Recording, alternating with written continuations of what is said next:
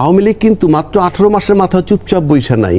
আব্দুল মোমেন বলতেছে আমরা বিদেশে বসে কিন্তু কাজ করছি, আমাদের এত বড় একটা এত সংখ্যকের বাদ দিয়ে নির্বাচন করলে সেই নির্বাচনটার এবারের নির্বাচনে মাঠে মনে হইতেছে জামাত এবং বিএনপির যুদ্ধ। আমি ভোট কালেক্টিং বক্তব্য দেখছি না, বক্তব্যটার আক্রমণ করা, যার সাথে দীর্ঘকাল একটা দলের প্রতিষ্ঠাতা থেকে শুরু করে এ পর্যন্ত যে পর্যায়গুলো আসছে তার সাথে নিবিড় সম্পর্ক যে দলটার, এই দলটার সাথে নিবিড় সম্পর্ক নিয়ে কিন্তু স্বাধীনতার পক্ষের শক্তি যে আওয়ামী লীগ, তার সাথেও কিন্তু 2001-এ জোট করে তাকে পরাজিত করছিল। অর্থাৎ স্বাধীনতার পক্ষের শক্তিকে আজকে যে স্বাধীনতার পক্ষের শক্তি, তারা সেদিন স্বাধীনতার বিপক্ষের শক্তির সাথে একত্র হয়ে, মানে আপনি যেটা বলতে চাইছেন যে একটি দল পক্ষের শক্তি দুই জায়গাতেই ছিল, তারা দুইবারে গিয়ে সেখানে যোগ দিয়েছে বিভিন্ন দিকে। হ্যাঁ, তো সেখান থেকে এসে যখন আপনি চট করে ইউটার্ন নিচ্ছেন, একদম ইউটার্ন, এই যে আমরা তিনজনের লাইফ স্টাইল আছে, আমরা একসাথে চলাফেরা করি, হঠাৎ করে তুষার যদি ইউটার্ন নিয়ে নেয় আমাদের মধ্য থেকে, তাহলে কিন্তু একটা ফিকশন হতে পারে যে উনি হঠাৎ করে এখন ইউটার্ন করে লাভ হয়েছে কি, ইউটার্ন হয়ে করে আপনার লাভ হয়েছে কি, আপনি হয়তো উদীচির সাপোর্ট পাচ্ছেন, ছায়ানটের সাপোর্ট পাচ্ছেন, স্টার পত্রিকা ঘুরে আসছে আপনার দিক, ডেইলি স্টার, অথবা প্রথম আলো ঘুরে আসছে, কিংবা মতিউর রহমানের মানব জমিন ঘুরে আসছে। এটা আসতে পারে আপনার কাছে। এরা কিন্তু গত 17 বছর আপনার নিন্দা করছে, চট করে ঘুরে আসলো, অ্যান্ড ইউ আর হ্যাপি। এই ইউটার্নের ফলে আপনার যে পরিবারটা, বিএনপির এত বড় পরিবারটা, তারা সবাই কিভাবে নিচ্ছে। এখন পুরনো মিত্র যদি ইউটার্ন নিয়ে শত্রু হয়ে যায়, তাহলে পুরনো শত্রু আপনি যাকে বলছেন তারা ইউটার্ন নিয়ে মিত্র হবে না? আমি ব্যাখ্যায় যাচ্ছি না, আমি তো বলছি ইউটার্ন যদি আপনি হঠাৎ করে নেন, তাহলে আপনার পরিবার আপনাকে কিভাবে নিচ্ছে। তাতে হয়তো 5টা ভোট আপনার বাড়তে পারে, কিন্তু আর যে 40টা ছুটে যাচ্ছে না, ইউ নেভার নো, কারণ আপনার পরিবারের মধ্যে সেটা জাজ করেন নাই। আমি ষড়যন্ত্রের দিক থেকে আসছি। তারপরে আসেন আওয়ামী লীগ। আওয়ামী লীগ কিন্তু মাত্র 18 মাসের মাথায় চুপচাপ বইসা নাই।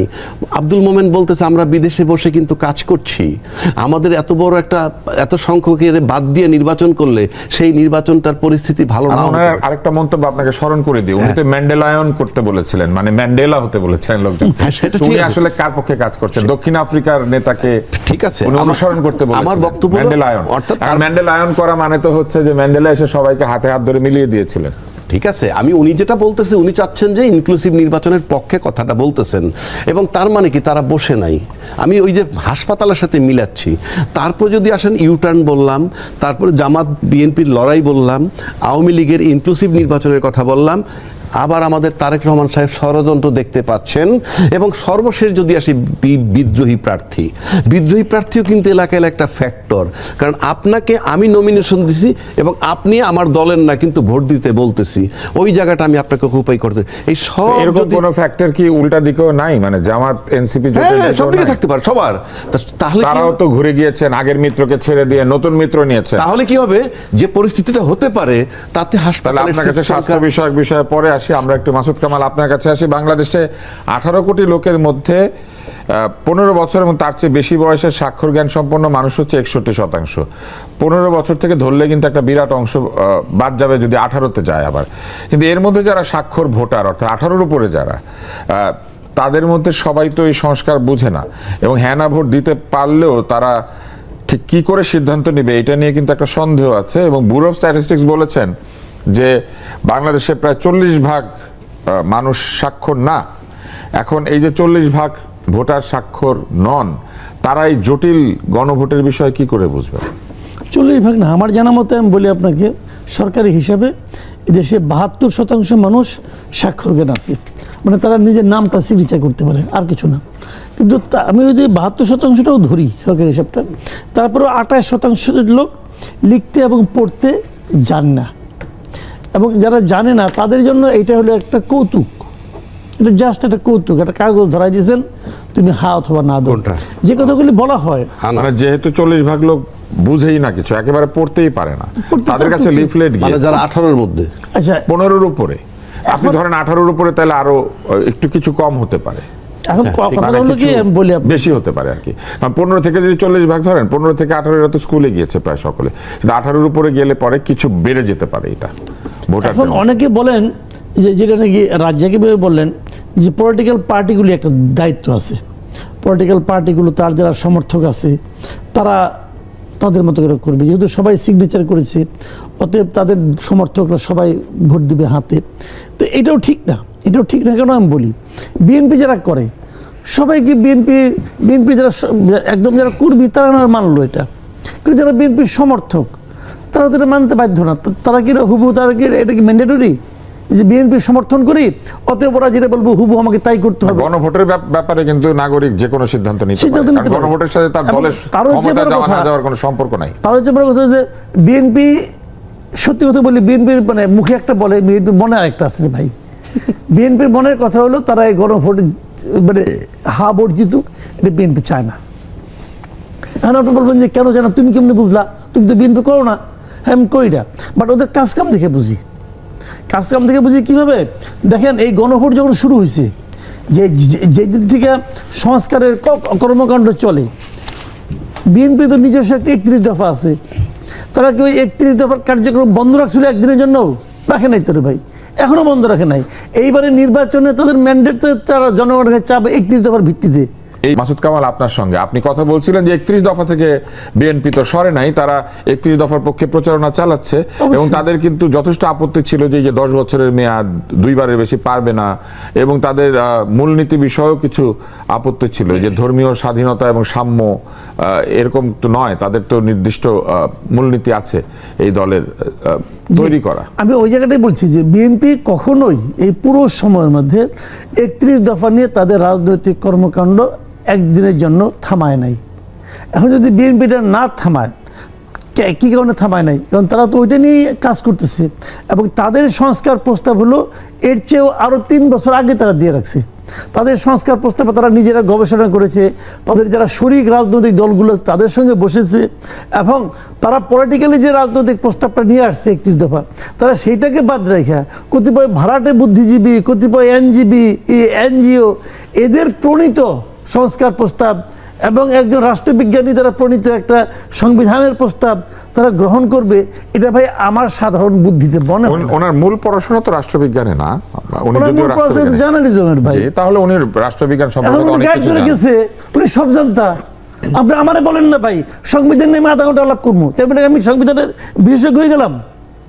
সংবিধান বিশেষজ্ঞ চলতে হবে, সংবিধান এটা ওনারা হবে, আমি তো হবো না।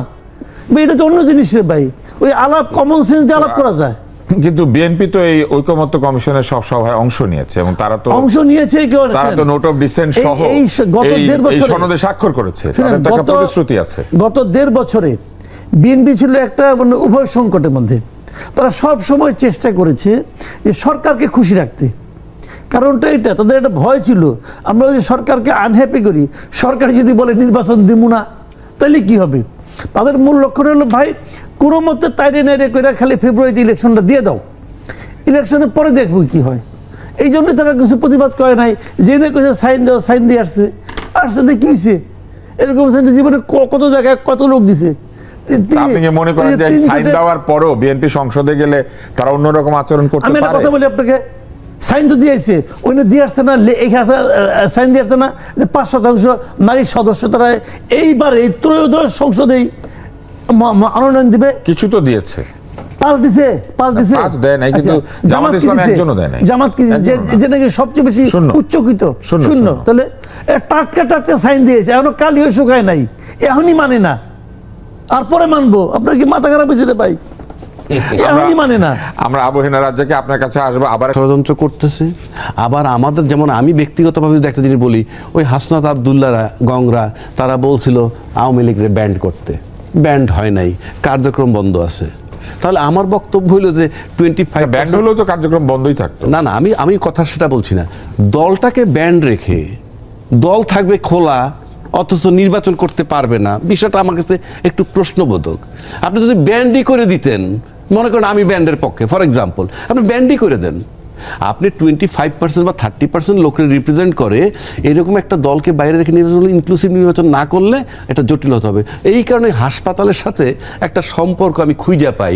ষড়যন্ত্র দেখতেছেন, নির্বাচন বানচাল দেখতেছেন, মাঠে জামাত, এই ব্যাপারে কিন্তু মাসুদ কামালের আপত্তি আছে। আমি আপনাকে একটা প্রশ্ন করি, এবং আপনি বিদ্রোহী প্রার্থীও আছে, সবকিছু মিলে আপনি অস্বাভাবিক কিছু না। আমি আপনাকে একটা প্রশ্ন করি। পররাষ্ট্র দপ্তর সরকারের তারা বলেছেন যে নির্বাচনে সহিংসতা হলে এটা আওয়ামী লীগেরই দায়িত্ব হবে, নির্বাচনে শুধু আওয়ামী লীগই গন্ডগোল করবে, অন্য কোনো প্রার্থী বা অন্য কোনো দল করবে না? এটার উত্তর সবচেয়ে ভালো পররাষ্ট্র মন্ত্রণালয় দিতে পারবে। আর আমি কিন্তু টোটাল সিনারিওটা বলছি না, কিন্তু অপরাধ করার আগেই কিভাবে বলে দেয় যে গন্ডগোল হইলে আওয়ামী লীগ দায়ী? যেভাবে প্রথম আলো বলছিল এই বেগম এই 2004 সালের যে গ্রেনেড হামলা, আমি বলছি না গ্রেনেড হামলা নিয়ে আমার বিতর্ক নাই, ওটা ঘটছে, কিন্তু প্রথম আলো লিখে দিছিল এটা বেগম খালেদা এবং তারেক রহমান করছে। তো পুলিশ রিপোর্ট হওয়ার আগে তখন দিতে পারছিল কেমনে, আজকে সেই পত্রিকা কোথায় রিভার্স, এগুলা কেমনে মৌকুব পায় জানেন? মাসুদ কামাল অনেকগুলা কথা বলছে যে আমরা মুখে যাই বলুক ভিতরে তাদের অ্যাকশন নেই, এটা আমি একমত। রাজনীতিবিদ তো কোনো স্থায়ী শত্রু না না না, একটা ভেগ টার্ম আছে, রাজনীতিতে শেষ কথা বলতে কিছু নাই, খুব কমফোর্টেবলি বইলে ফেলে এবং এটা সবাই গিলে ফেলে, কোনো দোষ নাই রাজনীতিবিদের। মানে আমি সকালে এক কথা বিকেল এক কথা বলতে পারবো, এইটাই তো ম্যাকিয়াভেলিয়ান পলিটিক্স, যেখানে আপনি রাজা যা মনে করে সেটাই করে। দ্বিমত করছি না, এই একটা লাইন, কিন্তু এই একটা ঘটনা নিয়ে আপনি আপনার ছেলেকে বা মেয়েকে একটা বিষয় নিয়ে 3 দিনে 3 পদের কথা বইলে দেখেন কি রিপ্লাইটা আসে। অথচ রাজনীতির মাঠে সহজ সরল লোক 70% 80% শিক্ষা মান নাই, লেখাপড়া নুন আনতে পান্তা ফুরায়, এদেরকে মডেল বানায় ভোটটা নিতেছেন, শেষ কথা বলতে কিছু নাই বইলে, এটাকে প্রতারণা বলে। এই যে 18 ইয়ার্সের একটা কথা আসলো, আপনি বলেন তো আপনার 18 বছরের বাচ্চাটা, মেয়ে বা ছেলে, সে কি ভোট দিবে, কাকে ভোট দিবে, কিভাবে প্রার্থী চুজ করে? আমরা তো তারা ভোটার বানাই দিয়েছি, তাকে নিয়ে যান কলেজে, আপনি নিয়ে আসেন বাসায়, সে নাকি দিবে ভোট, সেই ভোটে আপনি এমপি হবেন, সেই ভোটে সে মন্ত্রী হবে, পার্লামেন্ট চলবে। আরে ভাই একটা বয়স তৈরি করেন না, যে ভয়টা কেউ কেউ বলেন বিদেশে আছে, আরে বিদেশে তো 18 বছর বয়স হইলে গেট লস্ট, তুমি তোমার মতো চলে যাও। আমরা তো এটাও শুনেছিলাম, আমাদের প্রধান উপদেষ্টা বলেছিলেন ভোটের বয়স 17 বছর। প্রধান উপদেষ্টা আমি টানতেছি না, কেন টানতে জানেন?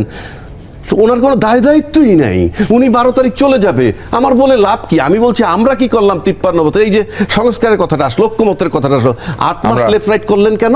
8 মাস ইউনুস সরকারের বাদ দেন, তার কোনো দায়িত্ব নাই। আমরা রাজনৈতিক দলগুলো তো ঐক্যমতে আসতে পারতাম, আমার কি গণভোট লাগতো? মাসুদ কামাল আপনার কাছে আসি, আমরা তো পারি নাই, আপনার কাছে এই ব্যর্থতা রাজনীতিবিদদের। আমরা ডেইলি স্টারের প্রসঙ্গ যেহেতু এসেছে, সেখানে বলা হয়েছে যে পর্যবেক্ষকদের সংখ্যা 2008 সালের পর এই নির্বাচনেই সবচেয়ে বেশি, এবং তৃণমূল স্তরের নাগরিক গোষ্ঠী থেকে শুরু করে অভিজ্ঞ আন্তর্জাতিক মিশন পর্যন্ত অসংখ্য পর্যবেক্ষকের উপস্থিতি গণতান্ত্রিক পরিবর্তন নিয়ে দেশের মানুষ এবং বৈশ্বিক আগ্রহেরই প্রতিফলন। কিন্তু আমরা আবার এইটাও লক্ষ্য করলাম যে ওয়াশিংটন পোস্ট একটি প্রতিবেদন করেছে যেখানে আগ্রহের আরেকটি নমুনা দেখা গিয়েছে।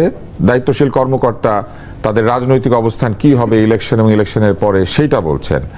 এখন এই যে এইখানে নাকি 55,454 জন পর্যবেক্ষক থাকবেন, এদের মধ্যে 500 জন থাকবেন বিদেশি পর্যবেক্ষক। তো 2008 সালের পর নাকি এটাই সবচেয়ে বৃহৎ উপস্থিতি।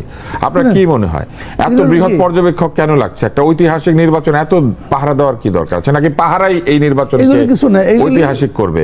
আর এই যে বিদেশিরা যে আমাদেরকে নিয়ে অনেক মাথা ঘামাচ্ছেন, শুনেন, এগুলি হরে ধরে পর্যবেক্ষক বানাইছি, এগুলি যদি কোয়ালিটি পর্যবেক্ষক খুব একটা পাবেন না।